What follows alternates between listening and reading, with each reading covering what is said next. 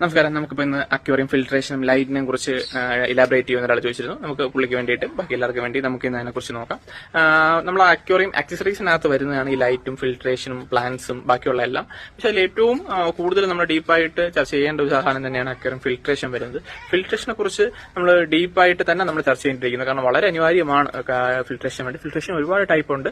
Biological വരുന്നുണ്ട്, aquarium പർപ്പസിന് കൂടുതലും ബയോളജിക്കലാണ് യൂസ് ചെയ്യുന്നത്. പിന്നെ മെക്കാനിക്കൽ ഫിൽറ്റർ വരുന്നുണ്ട്, കെമിക്കൽ ഫിൽറ്റർ, അങ്ങനെ കുറെ ടൈപ്പ് ഫിൽറ്റേഴ്സ് നമുക്ക് വരുന്നുണ്ട്. സാധാരണ രീതിയിൽ മീൻ വളർത്തുന്ന എല്ലാവർക്കും ആ ഫിൽറ്റേഴ്സിനെ കുറിച്ച് അറിയാം, അത് എന്താണ് ചെയ്യുന്ന പ്രോസസ്സ് എന്നുള്ളതും അറിയാം. അതിനെക്കുറിച്ചാണ് നമ്മൾ എല്ലാവർക്കും അറിയുന്ന കാര്യം തന്നെ ആയിരിക്കും. പക്ഷെ എന്നാലും നമ്മൾ ഡീറ്റെയിൽ ആയിട്ട് പോകുന്നു എന്നുള്ളതേ ഉള്ളൂ.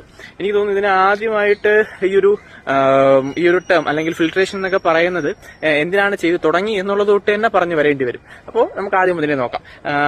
ഈ പണ്ടുള്ള കാലങ്ങളിൽ ആദ്യമേ അങ്ങനെ തന്നെ പറഞ്ഞല്ലോ, പണ്ടുള്ള കാലങ്ങളിൽ നമ്മൾ മീൻ വളർത്തി വരുന്ന സമയത്തിന് സാധാരണ രീതിയിൽ കുറച്ച് മത്സ്യങ്ങളായിരുന്നു നമ്മൾ കീപ്പ് ചെയ്തിരുന്നത്. അപ്പോൾ അത് കാണാൻ ഭംഗിക്ക് വേണ്ടി കൂടുതൽ കീപ്പ് ചെയ്യേണ്ട സമയത്ത് എന്ത് ചെയ്യുക, അതിനകത്ത് അവർക്ക് ആവശ്യമായിട്ടുള്ള ഫെസിലിറ്റീസ് ഒരുക്കി കൊടുക്കേണ്ടി വരുന്നു. അങ്ങനെയാണ് നമ്മൾ നേരത്തെ പ്ലാന്റ് ടാങ്കിന്റെ വീഡിയോയിൽ സൂചിപ്പിച്ചതുപോലെ പ്ലാന്റ്സ് വയ്ക്കുമ്പോൾ, അക്വാട്ടിക് പ്ലാന്റ്സ് വയ്ക്കുമ്പോൾ മീന് കുറച്ചുകൂടി ബെറ്റർ ആയിരിക്കും, മീനിന് കുറച്ചുകൂടി ഹെൽപ്പ് ആയിരിക്കും, അല്ലെങ്കിൽ മീനിന് കൂടുതൽ ഓക്സിജൻ കിട്ടും എന്നല്ല നമ്മൾ പറഞ്ഞിരുന്നു. അതിന് വേണ്ടിയിട്ടാണ് അത് ആദ്യം അത് ചെയ്തത്.